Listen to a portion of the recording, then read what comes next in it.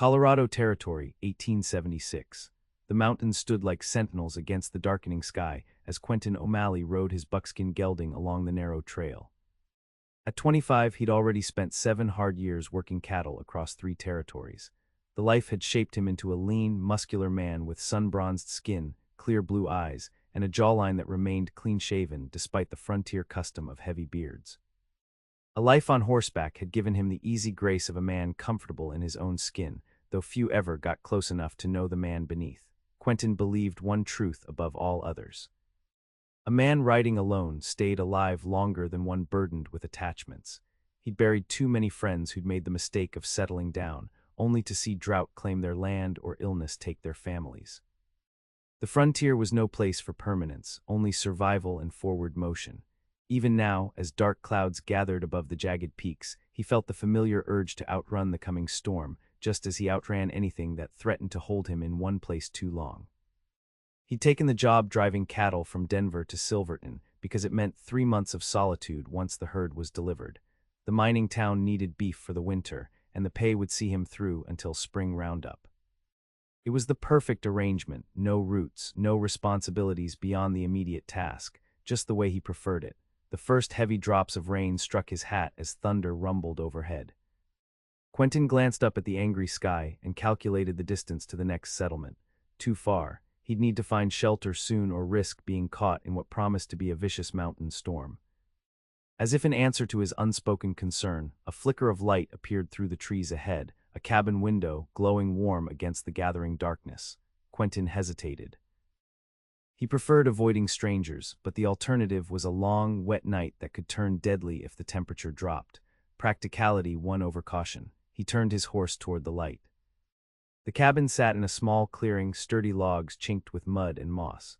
A thin ribbon of smoke rose from the stone chimney despite the summer season, someone preparing an evening meal. As Quentin approached, a flash of lightning illuminated the small homestead, a corral with 2 horses, a vegetable garden alongside, and a small barn. The place spoke of careful tending, not the temporary shelter of a prospector or trapper. He dismounted, leading his horse to the covered porch just as the heavens opened in earnest. Before he could knock, the door swung inward, revealing a young woman with a rifle pointed steadily at his chest. "State your business," she said, her voice firm despite her youth. She couldn't be more than 22, with hair the color of honey falling in waves past her shoulders. Her blue calico dress was practical but clean, and her eyes, a striking shade of green, assessed him with equal parts caution and intelligence.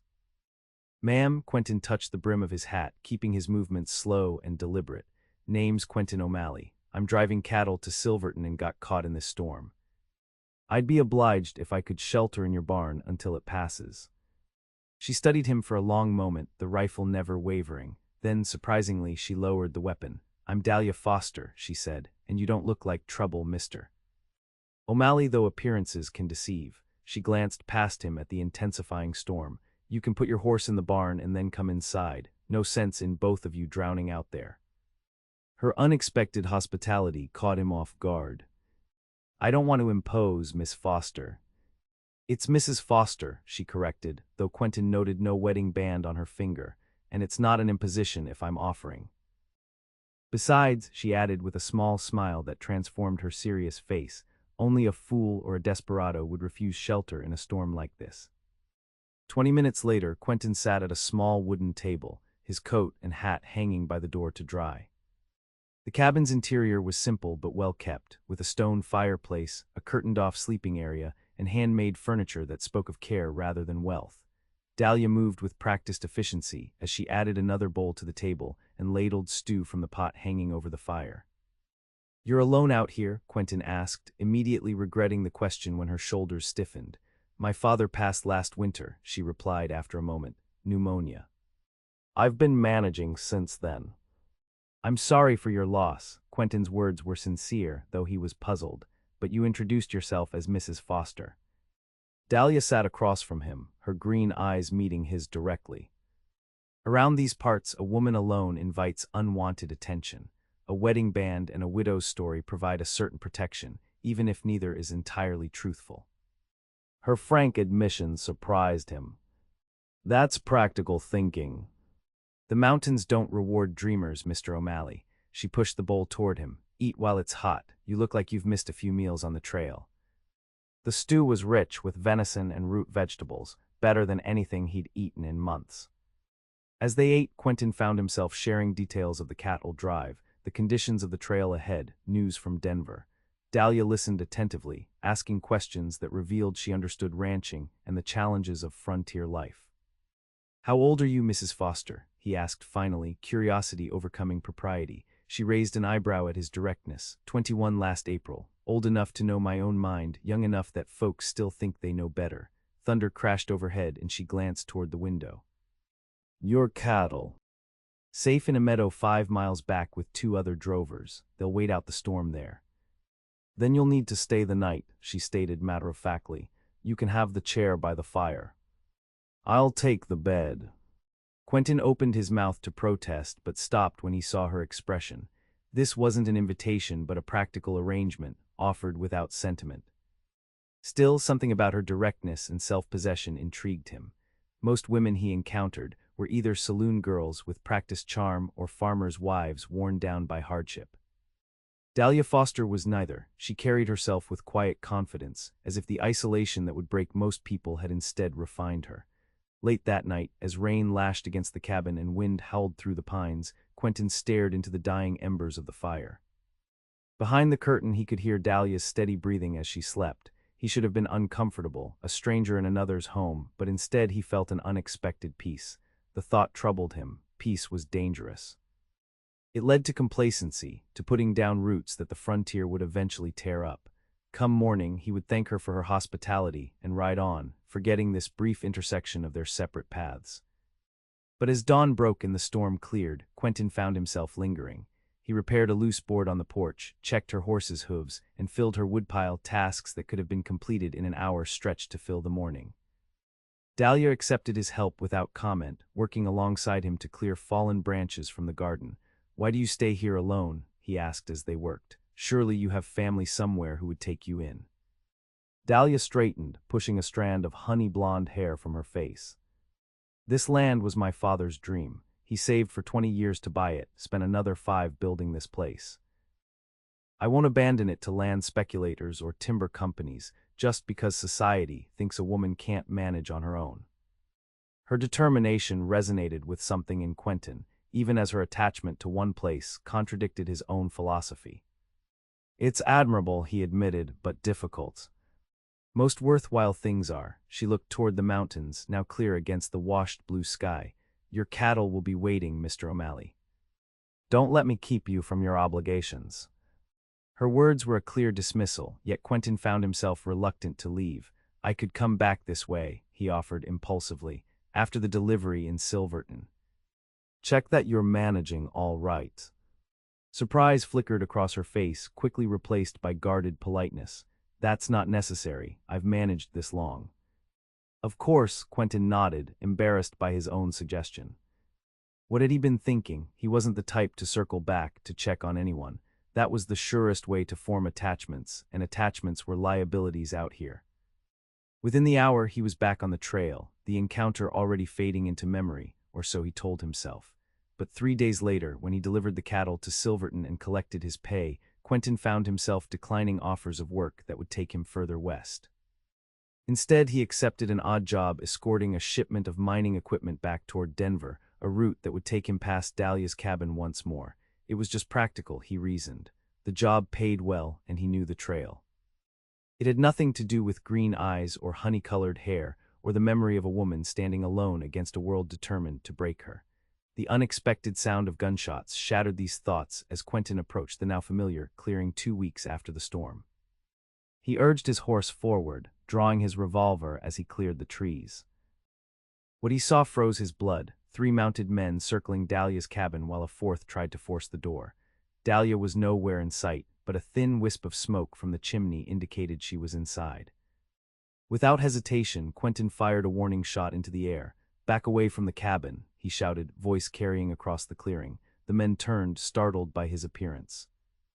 They were rough-looking characters, not local ranchers or miners, but the kind of drifters who followed the frontier's edge, preying on the vulnerable.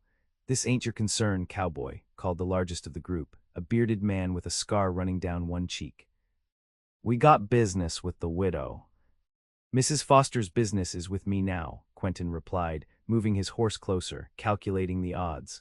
4 against 1 weren't good, but these men looked more opportunistic than determined. I suggest you ride on. The cabin door opened a crack and Quentin glimpsed the barrel of Dahlia's rifle. Good, at least she was armed. The bearded man spat on the ground. Foster owes money, old debts from her pa. We're here to collect, one way or another. That's a lie, came Dahlia's voice from inside. My father owed nothing to men like you. Quentin kept his revolver trained on the group. You heard the lady. Whatever game you're playing, it's finished. Ride out now and we'll forget this happened. For a tense moment he thought they might challenge him. Then the bearded leader gestured to his companions. This ain't over, he warned as they backed their horses away. That land's worth something to the right people. She can't hold it alone. She's not alone, Quentin replied, surprising himself with the declaration. He watched until the riders disappeared into the trees, then dismounted and approached the cabin cautiously. Dahlia, it's Quentin O'Malley. The door opened fully, revealing Dahlia with her rifle still at the ready. Relief washed over her face when she saw him, quickly replaced by a familiar composure. Mr. O'Malley, your timing is fortunate. Are you hurt? He asked, scanning her for injuries. No. They only arrived minutes before you did. She lowered the rifle but kept it in her hands. Though I confess I'm puzzled by your return. Silverton is in the opposite direction. Quentin found himself uncharacteristically at a loss for words. I had business this way, he said finally. Thought I'd check that the storm didn't damage your roof. The hint of a smile played at her lips. How considerate. That evening, as they shared another meal at her table, Dahlia explained the situation. A mining company was buying up land in the valley, using any means necessary to pressure holdouts. Her father had refused their offers for years, and now they were trying to intimidate her into selling. They'll be back, Quentin said, troubled by the implications. Men like that don't give up easily when there's profit involved. I know, Dahlia's voice was calm, but her hands betrayed her tension as she twisted a napkin in her lap. But neither do I. Quentin studied her across the table, this young woman determined to hold her ground when most men would have folded. Something stirred in him, an unfamiliar protective instinct that went beyond simple decency. I could stay a few days, he found himself offering. Help repair that fence line I noticed was down, might discourage another visit if they see you're not alone. Dahlia's eyes widened slightly. You have other obligations, surely. Nothing pressing, it was true, he realized. For the first time in years, he had nowhere specific to be, no urgent need to keep moving. She considered his offer, pride warring with practicality. I can pay you for the work, she said finally. Not much, but... I don't want your money, he interrupted. Consider it repayment for sheltering me in the storm. And so Quentin stayed, telling himself it was only for a few days, just long enough to secure the property and ensure Dahlia's safety. The days stretched into a week as he repaired fences, reinforced the barn door, and cut enough firewood to last through early winter. They fell into an unexpected rhythm, working side by side during daylight hours, sharing quiet meals in the evening.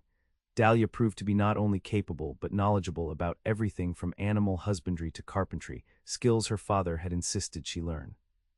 He always said a person should know how to do everything needed to survive, regardless of what society thought proper for their sex, she explained one evening as she expertly stitched a tear in Quentin's shirt.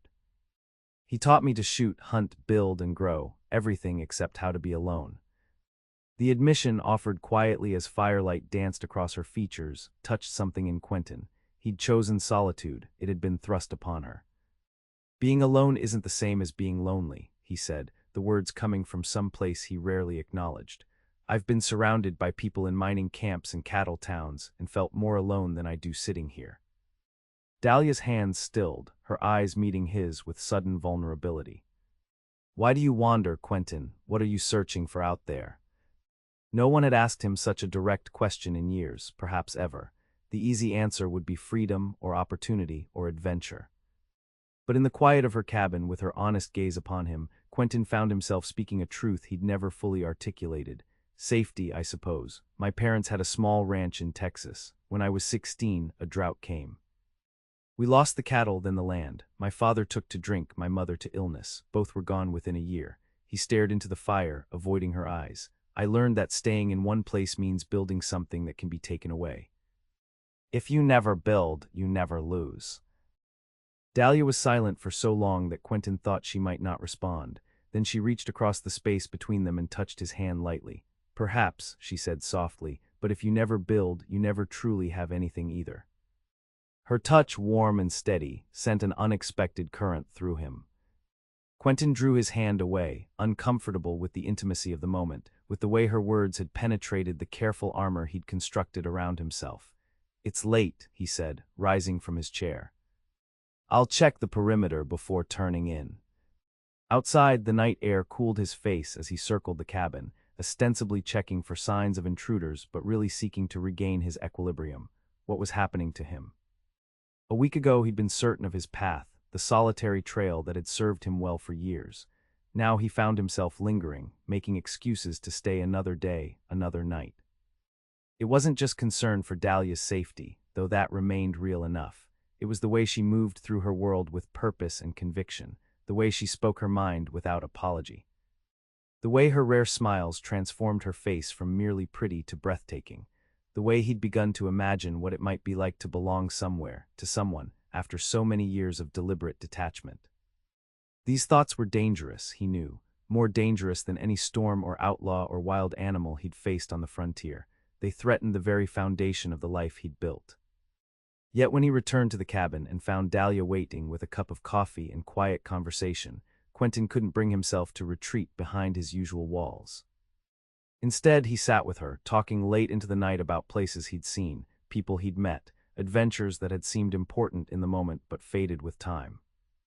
She listened with genuine interest, offering observations that revealed both intelligence and insight. You speak as if you've been running all these years, she said as the fire burned low. What would happen if you stopped? The question haunted Quentin as he tried to sleep that night, stretched out on a bedroll near the hearth. What would happen if he stopped running? The answer had always seemed obvious: vulnerability, loss, pain. But now, in the quiet of Dahlia's cabin, another possibility whispered at the edges of his consciousness. Perhaps something might be gained as well. The following morning brought unexpected visitors, not the threatening men from before but a middle-aged couple in a wagon, clearly distressed. Quentin was chopping wood when they pulled into the clearing, and he set down his axe with caution, hand drifting to the revolver on his hip. We're looking for Mrs. Foster, the woman called, her face drawn with worry. Is she here? Dahlia emerged from the cabin, wiping her hands on her apron. I'm Dahlia Foster. What's happened, Mrs. Mitchell? It's our Eliza, the woman explained hurriedly. The baby's coming early, and there's no doctor in town. They said you might help, that your father taught you. Dahlia was already moving toward the cabin. Quentin, please help Mr. Mitchell unhitch the horses. They'll need water after the journey. She disappeared inside, emerging moments later with a leather satchel. I'll need clean linens and hot water when we arrive. Within minutes, they were in the wagon, Dahlia giving Quentin brisk instructions about securing the cabin in her absence. I may be gone overnight. The Mitchells' farm is 8 miles east. I should come with you, he protested, concerned about her safety. Dahlia shook her head. I'll be perfectly safe with the Mitchells, and someone needs to watch the property. Her expression softened slightly. I trust you to do that, Quentin. That simple declaration, I trust you, settled something in him. He nodded, helping her into the wagon. I'll be here when you return. Watching the wagon disappear down the trail, Quentin realized how completely his priorities had shifted in such a short time. 2 weeks ago, he would have welcomed solitude. Now he found himself counting the hours until Dahlia's return, his thoughts following her to the Mitchell farm, wondering about her skills as a midwife, imagining her gentle competence in the face of crisis. The day passed slowly as he completed chores around the homestead, securing doors and windows against the possibility of unwelcome visitors, tending to the livestock, checking snares Dahlia had set in the surrounding woods. As evening approached, he prepared a simple meal from the provisions in her larder, oddly comforted by the domestic task. Dahlia returned the following afternoon, exhausted but triumphant. A healthy baby boy, she announced as Quentin helped her from the wagon. Mother and child both doing well, thanks to God's grace and a young woman's determination to enter this world on her own schedule. Her face glowed with satisfaction, despite the dark circles beneath her eyes. Quentin found himself captivated by this new facet of her, not just the independent homesteader but a healer, connected to the community in ways he'd never considered. "You're a woman of many talents, Mrs. Foster," he said, taking her satchel. "Necessity teaches quickly out here," she replied with a tired smile. "And please, after all this time, I think you might call me Dahlia." That small intimacy, the invitation to use her given name, warmed him more than it should have. "Dahlia," he repeated, testing the word. It suited her, beautiful but resilient, the kind of flower that could bloom even in harsh conditions. Inside the cabin, he insisted she rest while he prepared a meal. When she emerged from behind the curtained sleeping area in a fresh dress, her honey-blonde hair loose around her shoulders instead of in its usual practical braid, Quentin felt something shift between them, a current of awareness neither could quite ignore. Over supper, Dahlia recounted the details of the difficult birth, speaking with professional detachment about the complications and how she'd managed them. "My father believed women deserved better than to face childbirth alone with only folk remedies and prayers. He studied medical texts, taught me what he learned. It's not formal training, but it's better than nothing out here where doctors are scarce." "You've delivered babies before?" Quentin asked, impressed. "7 now," a shadow crossed her face. "Lost one mother and child last winter during the same storm that took my father. I couldn't save any of them." The grief in her voice was raw. Without thinking, Quentin reached across the table and covered her hand with his. "You can't save everyone, Dahlia." "I know," she didn't withdraw from his touch, but knowing doesn't make it easier. They sat like that, connected by that simple contact, until the moment stretched into something more meaningful than either had intended. Finally, Dahlia gently reclaimed her hand, rising to clear the table. "Mrs. Mitchell mentioned something interesting," she said as they washed dishes together. "Apparently, there's been talk in town about the mining company backing down from their expansion plans. A new investor has challenged their claim to the valley." Quentin frowned. "That's good news, isn't it?" "It would be if true." Dahlia handed him a plate to dry, "but I've learned to be cautious about good fortune appearing suddenly." Her skepticism proved warranted. 2 days later, a man in an expensive Eastern suit arrived at the cabin, accompanied by a local lawyer Dahlia recognized from the county seat. Quentin stood protectively at her side as they presented their proposition. "Miss Foster," began the lawyer, despite Dahlia's pointed correction regarding her preferred address, "Mr. Reynolds here represents Frontier Development Company. They're interested in purchasing your property for a very generous sum." He named a figure that made even Quentin's eyebrows rise. "This is twice what the land is worth by any fair market assessment." Dahlia's expression remained neutral.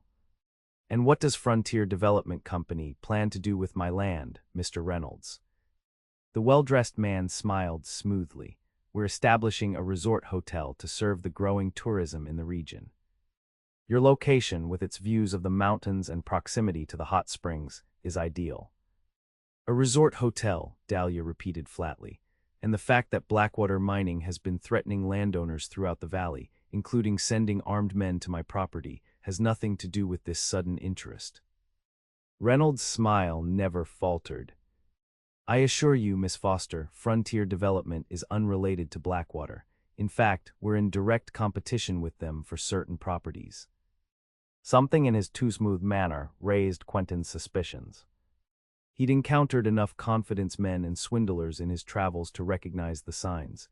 "Mrs. Foster isn't interested in selling," he stated firmly, "and she's not without protection should anyone try to pressure her."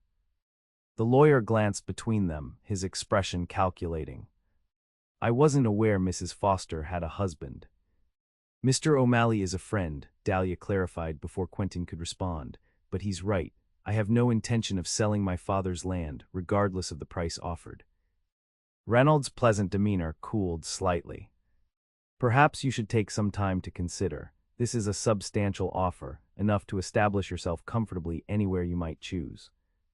"My answer won't change," Dahlia replied. "But I appreciate your making the journey out here to be refused in person." After the visitors departed, Quentin voiced his concerns. "They're not being honest about something." That company name, Frontier Development, I've never heard of it, and I've traveled all through these territories. Nor have I, Dahlia agreed, watching through the window as the men's buggy disappeared down the trail. I suspect it's a fiction created by Blackwater to pressure holdouts, offer an exorbitant sum from one direction while threatening from another. Quentin paced the small cabin. I don't like it. These corporate types play by different rules than ordinary outlaws. They use paperwork and lawyers instead of guns, but they're just as dangerous. More so sometimes, Dahlia said quietly, because the law often sides with them. They spent the evening discussing options, strategies for protecting Dahlia's claim. Quentin found himself deeply invested in securing her future, as if her safety had somehow become intertwined with his own sense of purpose. When had that happened? How had this woman and her small homestead become so important to him? The answer came that night as he lay awake, listening to the familiar sounds of the cabin settling. In helping Dahlia defend what she valued, he'd found something he'd been missing in his years of wandering: connection. Not just to her, though that grew stronger each day, but to purpose larger than mere survival. For the first time since his parents' deaths, Quentin felt anchored rather than adrift, and surprisingly, that anchor didn't feel like a burden. Morning brought fresh complications. Smoke rose from beyond the ridge to the north, a forest fire, still small but potentially dangerous given the dry conditions. Quentin and Dahlia rode out to assess the threat, finding several neighboring homesteaders already gathering to form a fire break. Among them was Jackson Wells, a silver-haired rancher whose property adjoined Dahlia's to the east. "Foster," he greeted her with a respectful nod. "Good to see you out here. And who's this?" His shrewd eyes assessed Quentin. "Quentin O'Malley," Dahlia introduced him. "He's been helping with repairs at the homestead." Wells raised a bushy eyebrow but didn't comment further. Instead, he outlined the plan to contain the fire, men working in shifts to clear a wide swath of land that would prevent the flames from spreading to their properties. For 2 exhausting days, Quentin worked alongside the local men, digging fire lines, felling trees, and battling spot fires that jumped the containment area. Dahlia proved her worth as well, organizing the women who provided food and water to the firefighters, tending to minor injuries, and even taking her turn with a shovel when manpower ran short. It was during these crisis-filled days that Quentin saw how deeply Dahlia was woven into the community, despite her relative youth and solitary status. The neighboring families respected her, sought her counsel on medical matters, and treated her as one of their own. This wasn't the isolation he had assumed, it was interdependence, the frontier's true currency. When the fire was finally contained, leaving a charred scar on the landscape but sparing the homesteads, Wells approached Quentin as they were cleaning tools. "You're not just passing through, are you, O'Malley?" The older man's question was direct but not unfriendly. Quentin hesitated, uncertain how to define his increasingly complicated situation. "I was," he admitted. "Now I'm not so sure." Wells nodded as if this confirmed something. Dahlia Foster's special. Her father was one of the best men I ever knew, stubborn as a mule but honest to his bones. "She's cut from the same cloth." "I've noticed," Quentin said dryly, "this business with the mining company, it's not just affecting her." Wells lowered his voice. "They're trying to take the whole valley, piece by piece. Some folks have already sold out, intimidated by their tactics. Others are holding on, but it's getting harder." "You think they started the fire?" Quentin asked, alarmed. Wells shrugged. "Can't prove anything, but the timing's convenient, isn't it? Exhaust everyone fighting a natural disaster, then come in with their offers while we're vulnerable." The suggestion that the fire might have been deliberately set to weaken the community's resistance filled Quentin with cold anger. It was the kind of calculating cruelty that confirmed his worst beliefs about human nature, and yet these past weeks had also shown him the opposite: people coming together in crisis, supporting one another without expectation of return. That evening, as he and Dahlia rode back to her cabin, the setting sun painted the smoke-hazed sky in shades of copper and gold. They were both exhausted, clothes smudged with soot, muscles aching from the grueling work. Yet Quentin felt a strange contentment, a sense of having done something worthwhile. "Wells thinks the mining company might have started the fire," he said as they approached the homestead. "To wear down resistance." Dahlia sighed, her shoulders slumping slightly with fatigue. "It wouldn't surprise me. Their desperation suggests there's more at stake than just land for a hotel." What do you mean? "Something valuable beneath the surface, perhaps." She dismounted at the barn, wincing as her feet touched the ground. Gold, silver, or something else they've discovered but haven't announced. As they tended to the horses, Quentin found himself watching Dahlia, the grace with which she moved despite her exhaustion, the gentle way she spoke to the animals, the determination that kept her going when others might have collapsed. In that moment, he understood with sudden clarity that he was falling in love with her. The realization should have terrified him. Instead, it felt like the final piece of a puzzle sliding into place, explaining the restlessness he'd felt at the thought of leaving, the fierce protectiveness that had nothing to do with obligation and everything to do with a future he was beginning to imagine. But what would Dahlia want with a drifter like him? A woman who valued rootedness, who fought for her land with such conviction, deserved someone equally committed to staying. Could he become that man? After years of deliberate detachment, was he capable of the kind of commitment she deserved? These questions occupied Quentin's thoughts as they shared a simple meal and retired early, both too exhausted for conversation. He lay awake in his bedroll by the fire, listening to the night sounds of the cabin, trying to imagine a life where these sounds became familiar, where this place became home. The idea no longer frightened him as it once would have. Instead, it filled him with a cautious hope, and an accompanying fear that he might have realized his feelings too late, that Dahlia might see him only as a temporary ally in her fight to keep her land. Morning brought a letter delivered by a neighbor's son, formal correspondence from the county seat, informing Dahlia that questions had been raised about the legitimacy of her father's land claim. A hearing was scheduled for the following week to address these concerns. "This is their next move," Dahlia said, her voice tight with anger as she read the document. "When threats and offers fail, they attack the legal foundation of the claim itself." Quentin read over her shoulder, noting the official seals and signatures. Can they really challenge your ownership after all this time? They can try. Determination hardened her features. My father's paperwork was in order. We filed every required document, paid every tax. But if they've corrupted officials at the land office, she let the implication hang unspoken. Then we'll fight them, Quentin said firmly, surprising himself with the we. I'll ride with you to town for the hearing. Dahlia looked up at him, her green eyes searching his face. You've already done more than anyone could expect, Quentin. This isn't your battle. It is now, he replied simply. Something shifted in her expression, a softening, a moment of vulnerability quickly contained. Thank you, she said quietly, but I need to know why. Why are you still here, when everything I know about you suggests you should have ridden on weeks ago? The direct question demanded an honest answer. Quentin took a deep breath, finding courage in her steadfast gaze. Because for the first time in years, I've found something worth stopping for. Dahlia's lips parted slightly in surprise. Before she could respond, a sharp knock at the door interrupted the moment. Outside stood Jackson Wells and 3 other local landowners, faces grave. We need to talk, all of us, Wells announced without preamble. About these hearings, we've all received notices.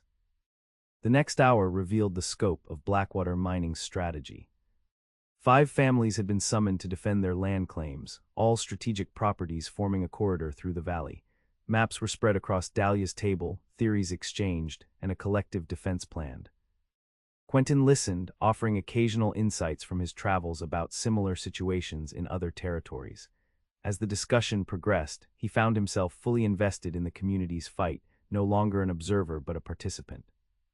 The realization was both strange and satisfying. He belonged here, among these people, in a way he'd never belonged anywhere before. The meeting concluded with a plan. They would journey to town together for the hearings, presenting a united front. Meanwhile, 2 of the men would ride to the territorial capital to seek help from the governor's office, bringing evidence of the mining company's intimidation tactics. As the neighbors departed, Wells hung back, catching Quentin alone outside the barn. You planning to stay on? The older man asked bluntly. Quentin hesitated, then nodded. If I'm welcome. That's between you and Dahlia, Wells replied. But if you're serious about her, and I think you are, you should know something. That girl's been proposed to by half the eligible men in the county since her father died, turned them all down flat, said she wasn't interested in someone who only wanted her land or someone to cook their meals. The information surprised Quentin. I didn't know. Wells shrugged. She's private about such things, but I'm telling you because I see how she looks at you different than the others. Don't disappoint her, O'Malley. She's had enough disappointment. With that cryptic warning, Wells mounted his horse and rode away, leaving Quentin to ponder his words. Dahlia had rejected multiple suitors, men with established places in the community, men who could offer security and respectability. What could he offer that they couldn't? Only his heart, his hands, and his promise to stand beside her if she'd have him. When he returned to the cabin, he found Dahlia at her father's desk, reviewing documents for the upcoming hearing. She looked up as he entered, a question in her eyes that mirrored the one in his heart. "Did you mean what you said earlier," she asked softly, "about finding something worth stopping for?" Quentin crossed the room to stand beside her, more certain of his next words than he'd been of anything in years. I do," he took her hand, noting how perfectly it fit within his own. "Dahlia, I came here a drifter, convinced that attachments were dangerous and staying in one place was a risk I couldn't afford to take. But these weeks with you have shown me what I've been missing." Her fingers tightened around his, and what is that? Purpose, connection, he smiled slightly. A reason to build something that might last, even knowing it could be taken away. Dahlia stood, bringing herself level with his gaze. "Are you saying you want to stay here with me?" "If you'll have me," Quentin's voice was steady despite the pounding of his heart. "I'm not a wealthy man. I don't have land or prospects beyond what I can earn with my hands. But I'm offering you everything I am, everything I could become with you beside me." For a long moment, Dahlia simply looked at him, her expression unreadable. Then, slowly, a smile spread across her face, transforming her features with a joy that took his breath away. "Quentin O'Malley," she said, her voice warm with emotion, "I would rather have a man who chose to stay because of me than one who never considered leaving. And I would rather build something meaningful that might be lost than never build at all." She stepped closer, eliminating the space between them. "Yes, I'll have you, not because I need protection or help with the land, but because in you, I've found a partner I never expected." Quentin pulled her into his arms, overwhelmed by the certainty that he'd found his home, not in a place, but in a person. When their lips met, it felt like the culmination of a journey he hadn't known he was making, a destination he'd been seeking without realizing it. The following week brought both challenge and triumph. At the land office hearing, Dahlia presented her father's meticulous records, supported by testimony from neighbors who had known Joseph Foster for decades. Quentin stood beside her, his presence a silent declaration of commitment that wasn't lost on the community or the officials. The mining company's representative attempted to claim irregularities in the original filing, but their evidence was flimsy at best, clearly manufactured to create confusion. When confronted with the collective documentation from all 5 families, plus evidence of intimidation tactics gathered by Wells and the others, the land commissioner had little choice but to dismiss the challenges. "Your claims are valid and will remain so," the commissioner announced, not bothering to hide his disapproval of the mining company's tactics. "Furthermore, I am recommending an investigation into Blackwater Mining's business practices within this territory." Outside the land office, the victorious landowners celebrated their win. Dahlia, radiant with relief and happiness, accepted congratulations from neighbors who had supported her through the ordeal. "Your father would be proud," Wells told her, his weathered face creased in a rare smile. "Of all of it," he added with a meaningful glance at Quentin. That evening, as they rode back to the homestead, their homestead now, in a way it hadn't been before, Quentin and Dahlia discussed the future. The threats from the mining company weren't entirely eliminated, but they were diminished. More importantly, they had the community's support and each other. "I was thinking," Quentin said as they crested the rise overlooking the cabin, "that the south pasture might support a small herd. Not cattle exactly, but good breeding horses. There's demand for quality stock in these parts." Dahlia smiled, understanding the significance of his planning, and the timber stand to the west could be selectively harvested, providing income while maintaining the forest. "A man could build a good life here," Quentin mused, his eyes on the woman beside him rather than the land. "With the right partner." "Is that a proposal, Mr. O'Malley?" Dahlia asked, her eyes sparkling with amusement and something deeper. Quentin dismounted, then reached up to help her from her horse. Instead of setting her down immediately, he held her suspended for a moment, their faces level. "It is, Mrs. Foster.